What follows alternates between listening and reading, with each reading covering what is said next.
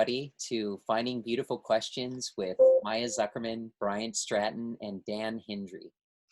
Dan here is going to be representing our big answering question for the day. Dan is just a natural connector that's really concerned about how we can productively use our capital, how we can build our businesses, and he's having an impact on that with mentorship, mastermind groups, and helping people extend that framework of how they do things. Dan, welcome. Maya, thanks as always for joining. Thanks so much, Brian. Great to be here, man. Absolutely. So Dan, what are you excited about these days? How are you doing?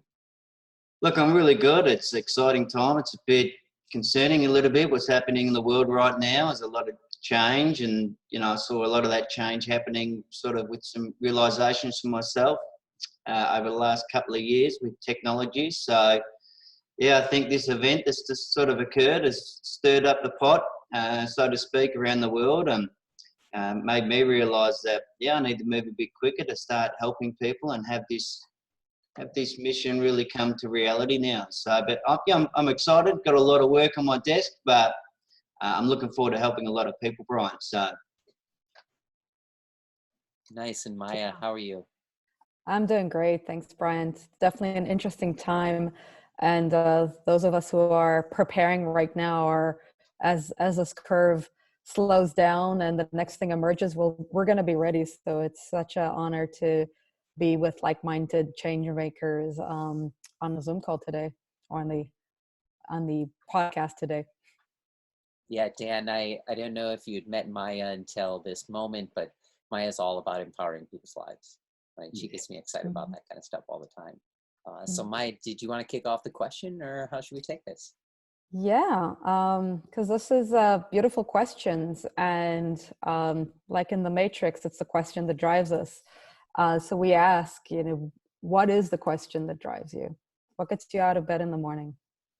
Yeah, first, I love the way you're positioning your show, guys, with asking the question. I think it's going to be a major thing moving forward with just having that creative mindset and asking questions. So for me, it was like, how do we allow more people to sort of be free and to tap into all the abundance that's ahead without sort of having the technology skills and the know-how to tap into exponential technologies? Because individually they're quite powerful, but when they're converging, it's off the scale. So to sort of, as an entrepreneur like me that was fairly tech savvy, it's hard for me. So I'm really wanting to be that connector, as we'll talk about shortly, with that opportunity to, the people that are out there. So that's the main thing, is how do we help free more people from that abundance, and by leveraging the exponential technologies to sort of help that be achieved.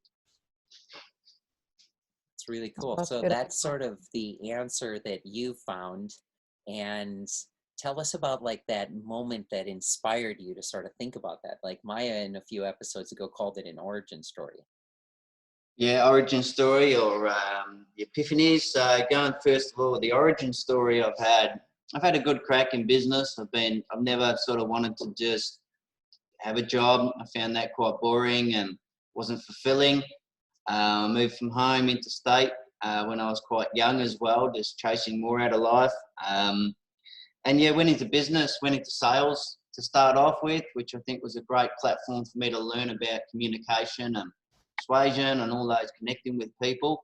And then I started getting confident and set up, a couple of businesses. My first one was a little stock market program, which was crappy, but and it failed, as that's what happens in business. But then my next one, after about 5 years of recouping and gathering skills and just more experience in different roles with companies, was I took a company, and this is part of what drives me as well. I ended up having to go through a venture capital project. It was a financial technology that we were creating to cut out the middlemen on the stock market and measure the success of the funds managers, and just be notified when they invest next and invest without having our funds tied up with them. So it was a great idea, but then I went to broaden that a bit too quickly, had too many staff and brought in the wrong partners. So I had a really good and bad experience with going down that venture capital road of raising 800 grand and having a public company, and then having the wrong people come in around me. So there was some good lessons in all of that. And in between that, I have a role with an education ed tech company, which is helping curb the influence that the internet and digital device usage is having over, children in schools and in families. So I was dealing with educators. I was seeing how slow they move to make decisions on things that it's so important to fix those problems with well-being, and it's so important as well, like just going back a step to fix some of these things, as you know, Brian, dealing in the financial markets, there's a couple of broken systems there, and that was some realizations over some time. And then when the business failed, the fintech, because that's what happened, the partners pulled out and just left me. I had to get rid of the office, all that sort of stuff. So it was not a good experience at the time, but looking back, it was a great experience in terms of the trajectory that it's put me on. And the epiphany I had throughout that time was when I was looking at finding answers with videos and how to automate businesses with artificial intelligence, and just so I didn't need staff, I didn't need partners, I didn't need anyone to have the impact that I wanted to have. And I saw the real epiphany for me, apart from the combination of epiphanies along that journey, was when I saw a DAO system for e-commerce and jewelry, where it was just an automatic money-making machine. I just opened up my eyes to go, wow, if we can make money from like that, and we can manufacture consumer goods like that, there's going to be a lot of people making money, and who is going to be tapping into that? And I just sort of saw a really good opportunity with the longer term plans, which we'll talk about shortly as well, to really be that connector with my role and just the experiences and my story that I've got to be that connecting of information, and to be able to, and the model that I've built out is the only way that I can participate, and the only way I think I can connect other people to that opportunity as well. That's great. I'm going to ask the human question. In developing all of these technologies, I'm also just one of my side things is I'm a co-chair of an outreach committee for the Ethical Line Design, which is an IEEE project. So it looks at ethics and AI and AS. How do we keep the human side? How do we protect the human needs and rights as we're moving? That's like, it's probably because it's part of my trajectory of looking and always questioning where are the humans in all of this? And even when we're coming to develop a DAO, not everybody's ready to get there. You're talking about educators that kind of take forever to get there, but how are we supporting them in leveraging this, but also acknowledging that and respecting their learning curves? Because that's I think the biggest problem is we're here in the conversation of DAO, we're fast, we get it, most people don't. And we want them in the conversation in whatever way they can. So going back to my question, how do we bring them on this journey? And what is your experience so far with that? So because my experience with the DAOs is limited, it's one of our next stage plans, but I have thought about a lot that connectivity and to us and technology because of my role with Visible Internet, which is that technology helping sort of bridge the gap and help both educators and parents deal with it. But unfortunately, in that scenario, the only way that we can keep up and have a deeper understanding of children to be able to connect with them is because we've got artificial intelligence, which is recognising the behavioural patterns. So that's just one example in that case. But then in terms of my plans with the business side of things and how we leverage technology, I think a lot of those things should be automated anyway. Like, why should we? It's one of the things in the program that I'm building is talking about how hard business has been, and even online business where you've got sales funnels and you've got all these things that make it easier. So if the chances are people spend this time, money and energy to go and set up a business today and it's failing, the fact that we're going to bring in DAOs and these technologies and, for example, a program I'm building to automate as much as we can in that process to make it easier, so they've got no need to get venture capital and have that experience I had, no need to go and commit and bring in the wrong partners and be trapped with them. We can use that knowledge base and the technologies to have cherry picking of what's needed for them to achieve, if that's in a business case. But on a broader sense, I think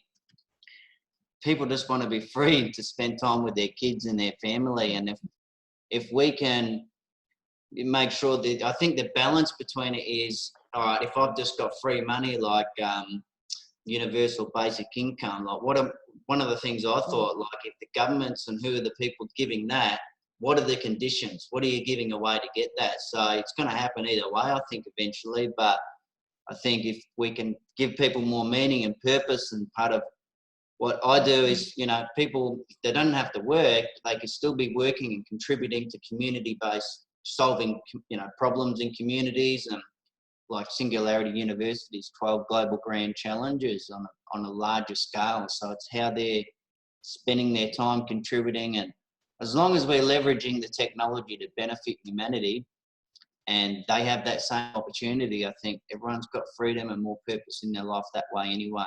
And like I said, a lot of business stuff should be automated, in my opinion. Should be easier. Yeah, I tend to agree, especially as entrepreneurs, and even any small business. You're not only building your business to sell the product or service specifically that you're an expert at, but you're doing all these other things. There's even a platform called 17 Hats, because the solopreneur, the small business, has to wear 17 hats. So we can eliminate those 17 hats, or even reduce them to 3 hats. That's good enough. That's still a lot of work. So so how are you actually structuring these solutions? Like, how are you actually creating those solutions? So I'm sort of doing things in stages. So right now I've launched, I think the starting point for any business is lead generation through sales funnels. So I've got traditional, you know, I've learned a lot about that and combined that with the best frameworks for running a mastermind business. So workshops, coaching, mastermind groups, and like structuring courses and developing that in a particular process where over time, or pretty quickly over 90 days, is the goal, that we can have our experts, all the entrepreneurs that we're working with, have an automatic business that's scaling. And through the framework and the things that we teach, we feel that with the opportunities, and that's why I said I like the format of this show, where you ask a question, where you can really design your life through this business, through what, like a table of contents is how we refer to it, where you have your knowledge, you have your expertise. Like me, I've got some skill sets, but there's a lot that I don't have. But that's okay, because I'm through the framework, I'm like through interviews, like with Bryant, and you know, a couple of really exciting ones this week, and it just so happens to be timing. It's not with what's happening with COVID, but we're talking about virtual reality broadcasting for, you know, for mastermind groups, and like, you know, there's shares through Zoom, I'm sure, are going through the roof at the moment. People are going to be having to stay at home.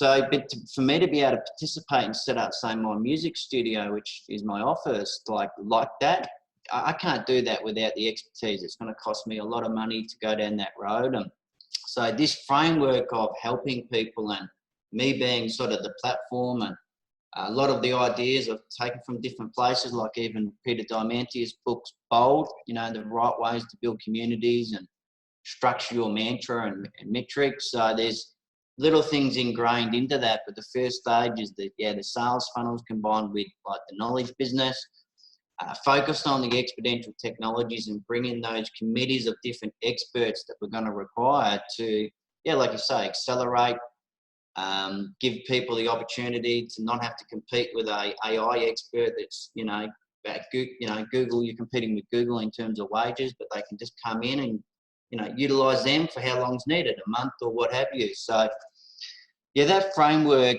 And then for our longer term plans, like we plan to build an e-commerce platform where we've got generative AI that's designing consumer goods, merchandise, all these different things that we can produce. And I've got some really exciting interviews coming up with experts that we can piece that all together and build a revenue sharing model where people are accountable to what they get with this money that they receive as a starting point, but then more for the entrepreneur, and that will be accessible for anyone that's buying consumer goods, doing things. They can still contribute and have purpose from what they're purchasing, what they're consuming. But for the entrepreneurs, yeah, the crowdfunding platform, working with people like you that are facilitating that, that accelerated growth, and sort of we're doing similar things. So it's about having, combining that together and removing some of the previous conditioning in our minds where we had scarcity. You held on to your IP, you held on to your knowledge, and being more collaborative with that knowledge and just making it happen, because, all these broken systems haven't worked predominantly because of greed and all that sort of stuff that we're all aware of. So yeah, just doing it in stages, starting with traditional what's now, but then it's really that combination of knowledge and expertise and leveraging, connecting these existing technologies to make my ideas come to fruition and enable that for other entrepreneurs. So where are you at in your process right now? What's the thing that you're going to be launching or people should be looking at currently? Yeah, so we've got all my interviews are starting this week, where I'm acting as that reporter and the knowledge broker. So I've launched our initial sort of funnels and the pilot of our EXO Mastermind business program, which there's 6 modules of going through, step by step, the systems and the processes to make all this come to fruition. I think the best thing for anyone just to see the traction with all of this is to actually jump on. We have our interview this week, Bryant, with a collective of experts. That one with yourself is geared around community and organisational structure and building the right culture and having the right values. And then I'll be again asking really interesting questions like what we're doing today with how to connect all these pieces to make the ideas which we all need in society happen. Like I said, tomorrow I've got the virtual reality broadcasting where, looking at how we set up more sensory-based experiences.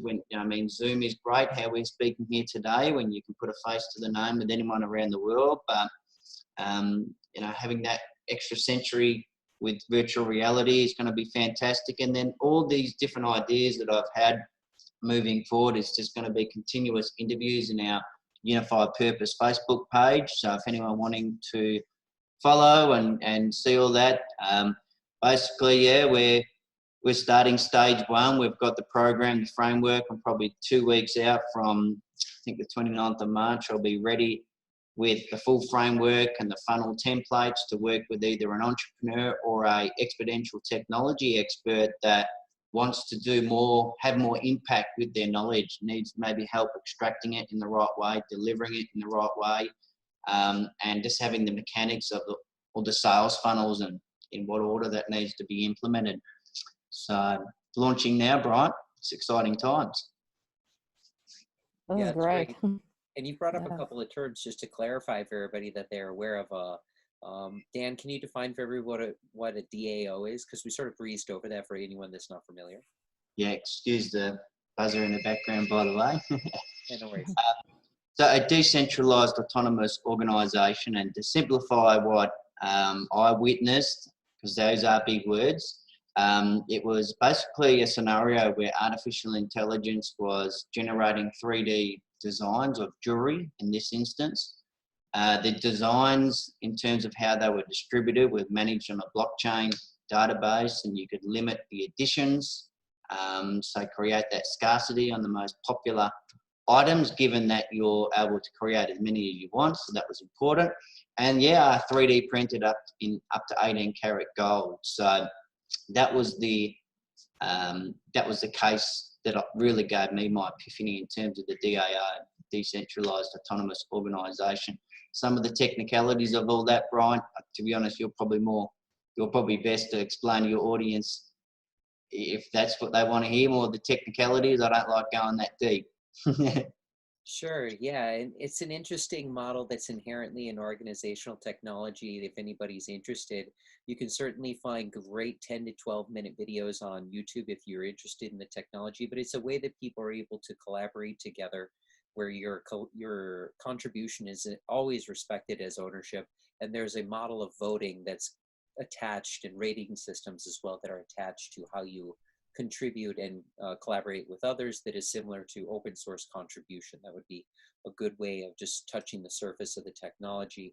and some people call it a golden goose in organizational productivity and the productive use of capital, right? Which is why Dan and Maya and people who are all about people being able to move as quickly as possible with the right wisdom and resources, like we said at the beginning, that's why they'd be so interested in that. Now, Dan, there was another term I wrote down that we went over, and I want to ask you a question about that. So VR is something you sound very interested about. We're sort of in the mix now. We're in that sort of eye of the purpose section that we call it about, and we're just going to poke around, and sort of talk about different things that come up.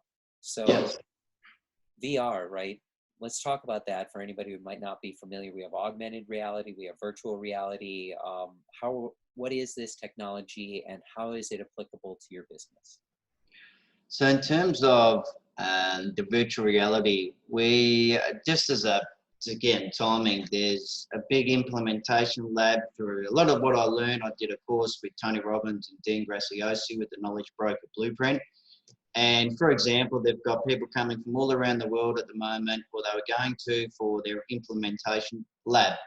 And it's just been cancelled because of COVID. And there's an online scenario attached to this, but I think moving forward with the restrictions in just travel, even for me to go to that sort of event is going to be very difficult. So and the questions I'm asking this week with a variety of experts is how to build an environment where we can custom build like people's own virtual office or mastermind boardroom. So when they're running their events, whether they're the expert, giving their knowledge, or whether there's a knowledge broker like myself that is leading a group like that where we can all get together and ask questions. There's that scenario in a virtual environment where we can build that framework where people can then also in the music studio, like it's just done through cameras, and you'll see anyone that attends, and you'll see Bryant, there's a virtual reality for gigs. So Gig VR, where I'm interviewing this week, is doing that for musicians. I think given what's happened here in Australia and the Gold Coast as well, that there's things that are occurring in the music industry that makes it very difficult for up-and-coming artists, the creative people that are very important and in society, I think, to help monetize what they're doing, and they're not currently getting enough of that pie in terms of business. So in his case, he's building a monetary system with on blockchain as well, attached to that VR broadcasting service. And for me, that's really exciting and important, because being a father of two that I look after 90% of the time, and I'm having business, and I don't get to go to that many gigs, unfortunately, and I'm a bit of a rock star at heart. I'll try to be. So to be able to attend those things where I could sit here with a virtual reality mask on and feel like I'm at a concert when the kids are in bed, like that's a great experience. And that's the same sort of thing where you're talking about, Zoom changed the whole thing. I know when I used to do phone calls for selling over the phone, it's great because you've got that contact sport. Now with the online business side of things, I can have an automatic prospecting process. I can then have people come in on Zoom and have much better impact in terms of our conversations and conversions. Moving forward, it's just another amplification of that, to be able to sit there where we can all imagine I've got virtual reality on right now and there's no computers in front of me. It's like you're here and you're there, Maya. We're sitting there, we're talking. And so I know for a fact when Peter Diamante has done this on stage for one of his big events that he was running, that sensory-based experience. And then I'm just interested in that. I'm interested in setting up the studios so people can be there present with me, and then extend on that in terms of, the extra sensory with sounds and even sound colour healing being attached to that whole experience, and touch even. So your good friend, thank you very much for his introduction to myself as well, Fabrizio. I'm looking forward to talking to him about that this week. And in terms of other applications, I'm still learning more about that. I just see that there's a trend, especially given what's happened. I've seen it a while ago, whether this Black Swan event is the thing that sort of triggers that's the way we live our lives from now on in a predominant fashion. Who knows? That question's yet to be answered, but I think it's an exciting way to like to answer you before, Maya, to enhance that connection with with the human side of things as well. That's a great way to leverage and keep that connection to people that you wouldn't necessarily be able to connect with if you didn't have that opportunity. Yeah, technology enhancing our present moment, and that presencing is something you do in VR. You actually are present to somebody else in the same field with you, which is a very interesting choice of framing. Yeah, I think we're still in the eye of the purpose. How are you helping others find their purpose? Like how there's the methodology, but there's also the human side of it. I always bring it back to the humans, because people sometimes have their purpose eluded. So what has been some things that have worked for you to support others in finding their purpose and meaning? So I can really, in many ways, a couple of things. I can really leverage mostly or talk about my experience and my epiphanies, but then also just traditionally with what I've witnessed in a group of about 30,000 different entrepreneurs, which not technical, but they were from the Knowledge Broker Blueprint, who are now able to make they didn't realize they had superpowers. They didn't know they had knowledge, or they didn't know that they didn't have to have the knowledge, and that they could find someone else who's got the knowledge and work with them to, basically give up the job. The fact is it's about 30%, and I won't source the statistics, but there's about 13% of people that are actually happy in their job. And at the end of the day, with that many people that are unsatisfied, just going through the motions, like my belief is that energetically we're all connected as beings on this earth, and that if we've got that many unsatisfied people, so my main thing is for people to realize in the mindset module that they've got to start tweaking, the systems are broken. We've got to all get together. There's a particular message in my logo as well, which is about, that connection, that unified unity within us, and to look past money. So there's a few things to the mindset module, but I get people going through the process of visualizing and having that success, and realizing that, we can just ask a question moving forward and have someone else as a human answer that question. And we've got technologies that can probably automate some of the processes and the systems to implement and make that happen. So some of the things aren't ready yet. They're not ready yet. We don't all have desktop 3D printers on our desktop, and AI has got a lot of work to do as well.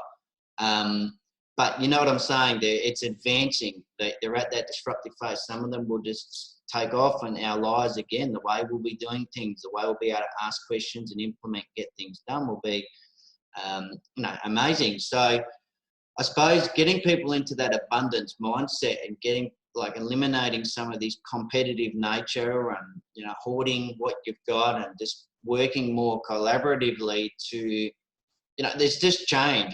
I find it difficult and hard sometimes with, not everyone has this mentality, but that's my goal. That's what I'm helping sort of people to do, realize that there is opportunities. You can, and I'm building a network so they can tap into that if they don't have the abilities to get on Zoom like me and talk to the experts. They'll have access as much as we can, collaborating with people like yourself. And in terms of when they have had success, it's what are you doing with your surplus money? How much money do you actually need? I understand we need money to live these days.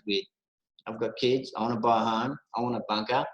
But after that, I don't know how much more that I need. I'm not a greedy person. I don't have desires for all of, 30 odd homes or what have you. I've got a 3D printed house on my wall here, which is, I'd rather put $4,000 into supporting, one of Icon builds homes, so I can put a family in a home. That's going to give me more purpose, more meaning, more happiness in my life. There's all these problems that are occurring around the world that should have been solved already, and just donating to charities is just one example where, through the missions and the siphoning off of money down that chain, the actual impact when it gets over into Kenya, for example, where there's or wherever that problem was meant to be funded and fixed, they're not being fixed because of greed and that mentality. So there's a combination of change of mindset, and also with, you know, I've just focused on the 12 global grand challenges with Singularity University, where I'm talking with them, I'm working with different people where we can have that direct line of funding through our blockchain-based environment and community that we're aiming to build with our longer term plans. Yeah, you and know, how are, sorry, go ahead. the big question with charities is, where does the money go? Yeah. Right? That's why I love DAOs, is because it's like transparent, or blockchain, or there's this site called opencollective.com. Mm-hmm. They're doing like the same thing. It's super cool. Yeah, I love it. Yeah. It depends on the charity, because there are charities that are more transparent, that are actually doing amazing work, but I agree with you that not all of them are, and that's the problem. And I think also it's a hard space for something that is supposed to be not for profit to actually be for benefit. So the whole change in it, you know, before fourth industrial revolution is one aspect of it, but here in California we're actually calling it the fourth sector, that doesn't only look at the industrialization, but actually looks at the different kinds of companies that are showing online, especially the for benefits, B Corps, ones that are actually looking at entrepreneurship and doing good for the planet, that it doesn't need to be separated. So it actually sounds, it's very much as, how can we do both? And here's actually the question, are you supporting entrepreneurs to not only find their own purpose, but to align it with creating a better world? Is that something that, are you passionate, or is that just, if it happens, great, but if it not, doesn't matter, at least we get some money into the foundation? So how are you actually tackling that frame? That is such a good question. Like, hey, how can I find out more what your end goal is for the resources I'm going to supply you? Yeah, that's a cool one. So I think, there's still some cogs to come together in terms of how that works. Like, I've spoken to multi-level marketing type software platforms. I've spoken to a variety over the last sort of 4 or 5 years of building, you know, conceptualizing and creating the ideas and creating contacts around. So now I'm at the process of asking these questions and bringing it all together, which I'm starting this week. So I don't expect to be able to find all those answers myself, because it's going to require quite a comprehensive monetary system, and it also has to attach to, they're not just given it, they've got to earn bits of it, they've got to have purpose, whether it's helping bring other people into it. And so, but there'll be layers to it. There'll be our overarching up the top, what we're supporting, and there'll be a bit of money that, you know, that could be something we all get together as a democracy sort of online and vote, and that's what and that can obviously help fix disaster relief. At time right now, we all might decide and go, hey, we're going to put 50% of that top level into, you know, COVID-based vaccines, or just as an example, that we can change, we can have that vote. But scaling back, because people want to fix like local problems as well. So they'll be able to go down, they might be able to start their own project for something that's more closer to them, or closer to their heart, or closer to their inner network of people that they've got in their business and around them. So again, some of it, you know, there's going to be layers to it. There's going to need to be committees of people that come together. I've never expected to be able to come up with all these answers myself. That's why it's called Unified Purpose. So the questions that I'm asking now, the people that I'm surrounding myself with, is to build the initial framework of a committee that can assist in executing the ideas. I mean, I could go about it and have a crack on my own, but it's designed for us to sort of work together and make that happen. And that's going to be a big part of the mechanics of that purpose-driven platform, and where we're going to select where our monies and our efforts and our, not only just money, but our time is going to. Yeah, that requires a lot of inputs. Have you done any play with consent versus consensus and voting models? I haven't gone that deep, to be honest with you, Brian. It's the conversations and you know, I think why people like, you know, yourself are connecting with me now just through that universal, you know, I've been very strong and just letting things come at the time they need to. My ability and my strength is going to be in coming through this process now and asking questions, connecting the right people like yourself. Part of that conversation is happening on Thursday this week around the community and organisational development and, you know, having the right values and the culture as well. So that will flow on to, you know, the next sort of interviews and questions and expertise that I'll be seeking to bring it all together. My focus has been on setting, you know, as in business, we've got to focus on stages. So I've been focused on setting a really strong foundation with what I know I can implement and have value with myself, and what's going to facilitate the ability to surround myself with these people I need to ask those questions and start building out that bigger business framework with the right revenues, with the right comfort, which is something I've lacked for a little while now. So that's the process I'm up to now. I've got previous business plans, and I wouldn't say they're full detailed in terms of that granular, the consensus and voting and what have you. All I know, there's going to be committees of people and different expertise, and yeah, there needs to be some sort of monetary system, but there's a lot of inputs, there's a lot of moving parts, so there's a bit of work to be had there. Yeah, Please help. And how you handle complexity. So I'm sure it's going to go great. Yeah. I have one visionary question. Mm. If we would meet in March 2030, what is the amazing story you're going to tell us about this past decade that just happened? Okay, very good question. So, yeah, we would be at a point where I think, you know, we've impacted those billion lives that we're aiming at impacting, you know, through the platform. This is how we're setting up as the platform. Everything that I'm planning is designed in a way where the whole process will get easier and easier, and other people will be able to emulate it to have the same opportunity that I'm having to build, you know, to have this network of people to ask those questions and get it answered and have that impact. So I would say that, yeah, I mean, it's really hard to comprehend with the converging technologies how we're going to be living. I'd say I'll be flying around in the autonomous car, I know that much, celebrating. But but yeah, it's you know, that's the tricky thing, and that's even for me involved with this and getting people to realise when you start really thinking about, okay, 10 years from now, where do I want my life to be? But yeah, I definitely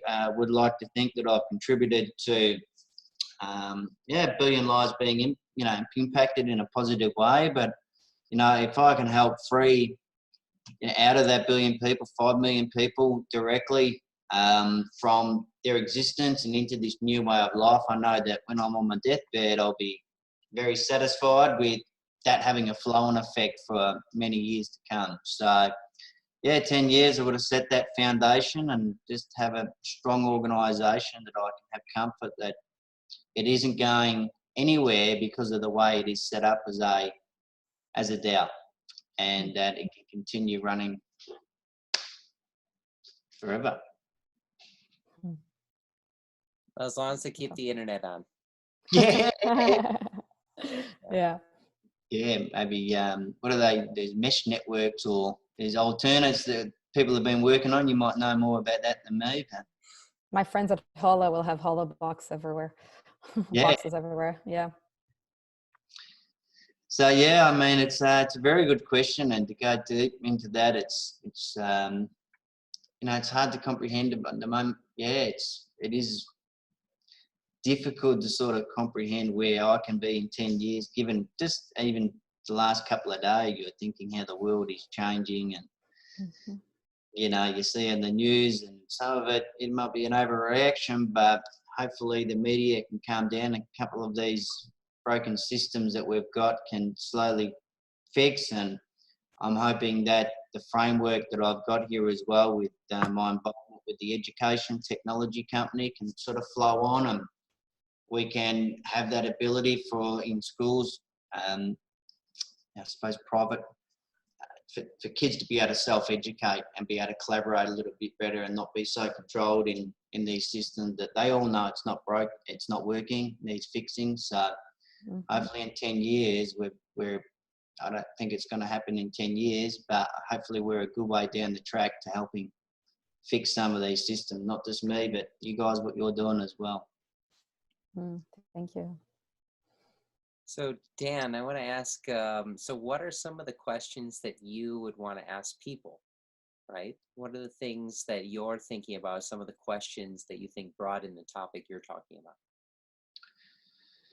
So my questions would be more geared around how do we really break that psyche that we have where, you know, a lot of people are struggling, especially at the moment. They're maybe not able to go to work, they're not able to do their events, and, you know, there's a lot of things being cancelled and stuff like that. That's just now, but I think in business in general as well, it's been that scenario where, yeah, the statistics have been against us. It has been difficult. So I'd be really interested to know that how do I automate a lot of the processes? Like you shared a chart the other day, we talked about streamlining some of that content generation as an online sort of business.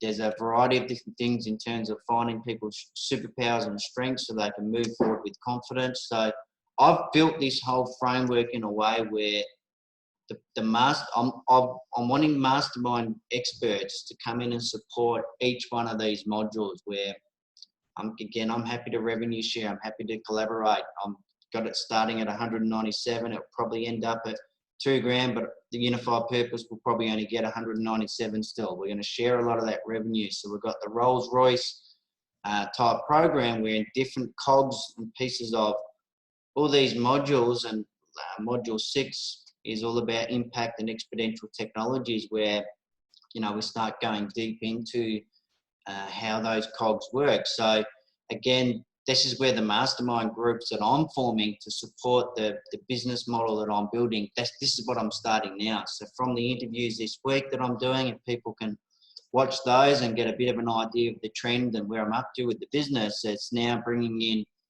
a variety of the expertise where, you know, we can start really collectively answering these questions. I've got my own ideas, Bryant, so do you, Maya, and then people have already done things that are amazing or have amazing ideas. So I think it's more around finding people that are in line with that mantra of, yeah, sharing their knowledge, contributing to something that's, you know, not hoarding it, just being open. Like, let's build this as a platform and make that opportunity more available and spread the money in a way where we can have more people that are free, that are able to not focus on survival, they're able to focus on this contribution. And yes, anyone that's wanting to, you know, not be part of these current systems and want to contribute to a platform like this, I'm happy to share openly what I have, and I'm looking for people to basically contribute to, yeah, predominantly the exponential technologies, but sales and marketing, the funnels that I've done, automating the process of content generation. I mean, there's a lot of just going back to the businesses today. Like, I've had to spend a lot of time on social media absorbing my life, and, you know, I'd rather be speaking to my kids and caring for them, but I've had to do that. So anyone else is the same. So how do we make it easier for people to have sustainable success? There's going to be AI involved in a lot of the processes and systems, and a lot of the ideas I'm underway with that. But I think it's just about people coming together and me being able to share openly what I've done, what ideas I've got, like we've done in conversations, and then how do we bring more people in to make that happen. So if anyone can just basically view the Unified Purpose page and like what we've done, have these conversations, share contacts. If there's any way that people can help, that's my main question. It's been a tough journey for me coming out of a business that failed, caring for kids and nearly going bankrupt, you know, still pushing forward to make this happen. But I haven't given up because I know it's required. You know, there's been a calling, there's been things happen in my life that it's just happened. But I'm still going through the difficulties now, just making sure that I just keep pushing and pushing. So if anyone can help in terms of providing their knowledge, and speed tracking what is a mammoth task, then I'm all for that. Please reach out.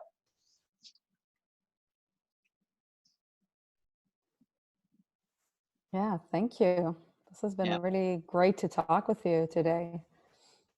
Thank you very much for having me. I love what you guys are doing, and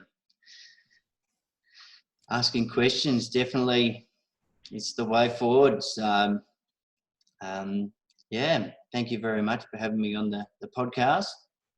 Yeah, everybody, this has just been great to talk with Dan and Maya here today about how we can really have more impact by having the right wisdom and resources around us. Dan's building what sounds like an awesome network. Where can people check that out? What's the information they can find you at, Dan? So I've got the domains, which it's currently not pointing to a sort of homepage. So you'll see it's sort of for a lead generation service, but for the purposes of people visiting this in the future, they can go to exomasterminds.com. So that's where our whole sort of, that's the start of our sales funnel, if you want to call it.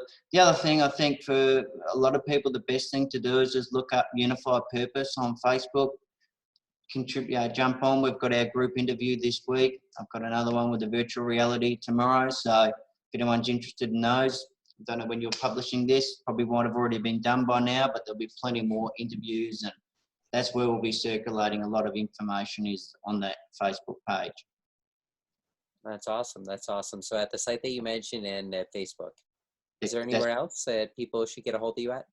on LinkedIn, I've got, I'm under Dan Hendry. So yeah, it's where I've got predominantly a lot of my contacts as well that you may have heard from me in the network. If you're watching this show, I'm sure if you're on my radar, Bryant, there might have been a few people watching this that might have also seen something from me, but they're the main places to get me on, the Facebook, LinkedIn, or exomasterminds.com.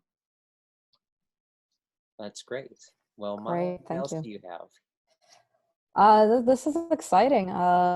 Unified purpose. It's interesting. I live in California, so it's very aligned with the Californian mindset of working together, collaboration. I think it's also exciting that all of us are coming back to purpose, whether it's the MTP, whether your work and that, and even Peter Diamandis, we're all coming back to the conversation around purpose. It's very big here in California.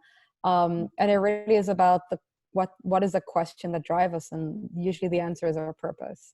So, so thank you for sharing all that you've shared with us today. It's been a real pleasure to be on, and I've got someone to introduce you to in California as well, Maya. Great, awesome. Thanks so much, Brian. Yeah, this has been great, guys. And for everybody out there, definitely go out and check out Dan. Check out some of the other episodes that we put out here. You can find us at a number of different casting places like Castbox, or a number of places on iTunes, or wherever you're finding this distribution. And really, during this time of collaboration and working with others, it's been great to chat with Dan, and it's always great to chat with Maya. So definitely, everybody out there, be safe, be kind, be civil, and have a great night. Be safe.